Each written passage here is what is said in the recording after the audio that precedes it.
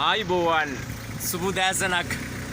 ඉතින් කොහොමද මේ සුන්දර එල්ලේ ආය දැසනින්ම දකින්නකොට ඇත්තට හිතට මාර සතුටක් එන්නේ. මෙච්චර සුන්දර රටක ජීවත් වෙන්න අපිට ලැබීම ගැන ඉපදීම ගැන ඇත්තෙන්මයි ගොඩක් සතුටු වෙනවා.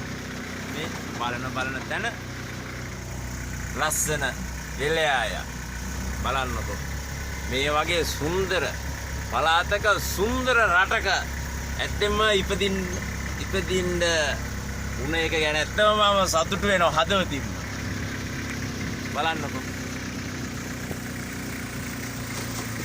මේ කුඹුරු වලින් ගන්න මේ ගොයන් හදලා ඕවෙන් ගන්න වී ටිකෙන් තමයි ඔයගොල්ලෝ රස කර කොළඹට වෙලා බත්කන් මේ ගොවියෝ පට්ට ගේමක් දෙනවා. මේ විදිහට ගොයන් ටික හදලා ඔයගොල්ලන්ට කොළඹට වී ටික අරගෙන හාල් ටික කරලා ගේන්න.